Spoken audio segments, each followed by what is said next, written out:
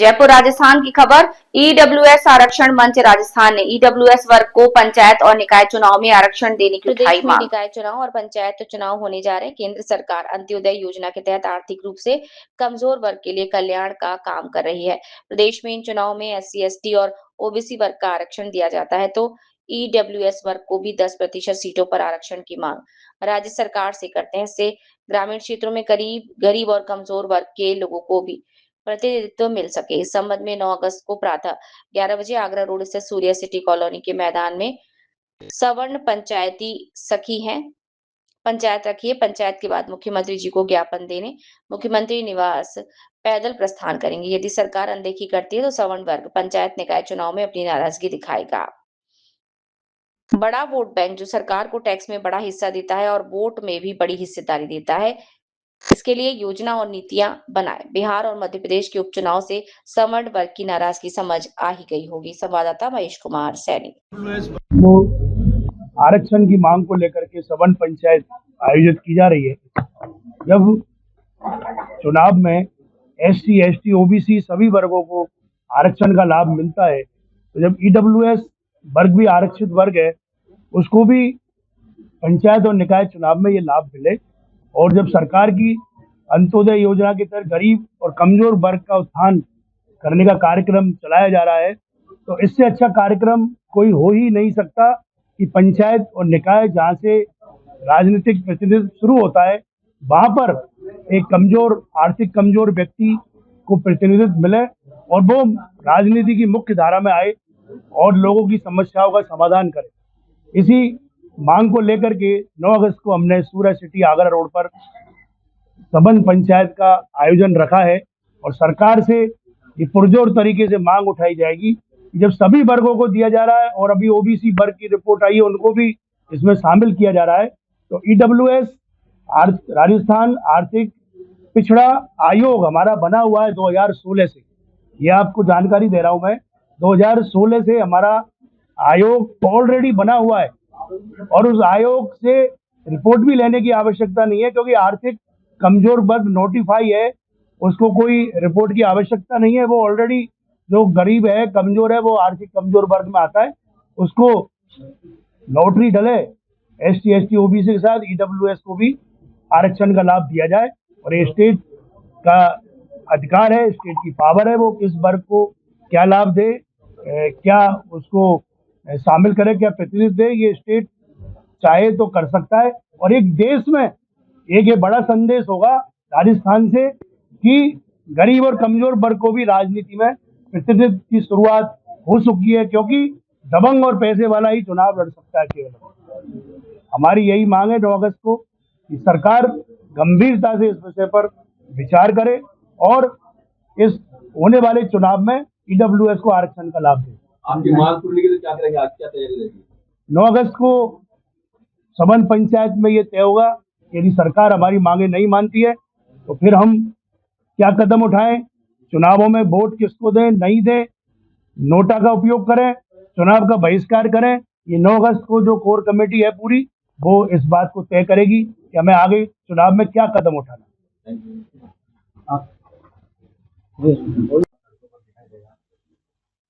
देखिए, हक मांगने का समय, अधिकार जब तक मांगते नहीं तब तक मिल नहीं रहा है। आप लगातार देख रहे हैं देश में, चाहे युवा हो, बेरोजगार हो, सवर्ण हो, हर तरफ हक मांगने के लिए संघर्ष किया जा रहा है। और उसी संघर्ष की कड़ी में, जैसे दिल्ली में हुआ, जैसे कुछ दिन पूर्व राजस्थान की राजधानी जयपुर में हुआ, अब आने वाली 9 अगस्त क्रांति दिवस के दिन सूर्य सिटी आगरा रोड पर EWS आरक्षण को लेकर हम एक पंचायत कर रहे हैं, क्योंकि भविष्य में राजस्थान में स्थानीय निकायों के चुनाव हो रहे हैं, जिसमें स्थानीय निकाय, नगर निगम, पंचायत, आपको मैं अवगत करा दूं, 309 स्थानीय निकायों के चुनाव होंगे और ग्रामीण क्षेत्र में 11,341 पंचायतें, 352 समितियां तथा 41 परिषदों के चुनाव होंगे। सीधा सीधा संदेश और हमारी मांग है कि सवर्ण समाज, और चूंकि आप जानते हैं मैं विशेषकर ब्राह्मण समाज, मेरी कौम की पैरवी बहुत मजबूती से करता आ रहा हूं, तो इन सरकारों से निवेदन है, अपील है, मांग है, और ये मांग 9 तारीख को क्रांति में बदल जाएगी यदि आने वाले चुनाव में हमें भी बराबर का हक नहीं मिला तो हमारी मांग माने और तुरंत प्रभाव से आने वाले चुनाव में हमें भी और वर्गों की तरह 10% आरक्षण का लाभ दिया जाए, जिससे कि हमारे युवा सैकड़ों किलोमीटर दूर दूर चलने के बावजूद भी कई पंचायत समितियां, ढाणियां, क्षेत्र ऐसे हैं, चाहे जयपुर को देख लो, नगर निगम ऐसे हैं जहां पर कि हमारे युवा और हमारे साथियों को कोई अवसर नहीं मिल रहा। तो ये मांग उन युवाओं के लिए है, उन साथियों के लिए है, जिससे कि उनको हक मिल सके, हमारा भविष्य सुरक्षित हो सके, हमारी आवाज मजबूत हो सके। इसलिए आने वाली 9 तारीख को सूर्या सिटी, आगरा रोड, जयपुर पर पंचायत करेंगे।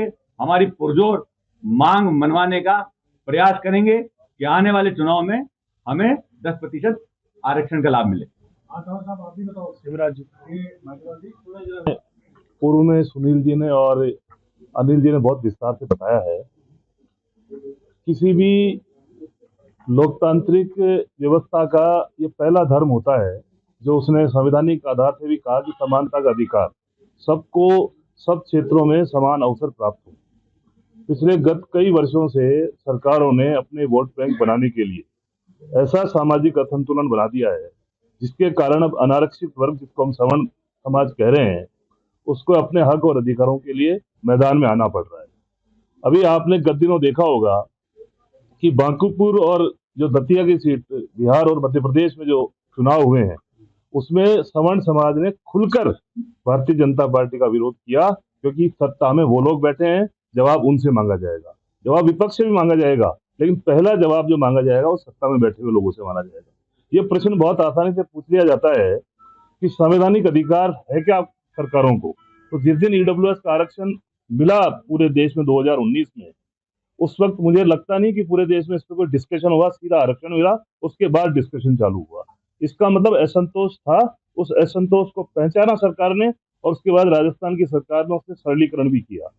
अगर सरकार चाहे, क्योंकि राजस्थान में ईडब्ल्यूएस का जो है आयोग बना हुआ है, आयोग अपने आप अपने स्तर पर, क्योंकि ये स्थानीय चुनाव है, पंचायत के चुनाव है, यहाँ से प्रारंभ कर वो एक ऐसा संदेश दे सकती है जिससे कि एक गरीब वर्ग का जो व्यक्ति है वो भी अपने हक, अपने समाज के हक और अधिकारों के लिए उन संस्थाओं में जाकर उनके लिए काम कर सकता है, उनके लिए आवाज उठा सकता है।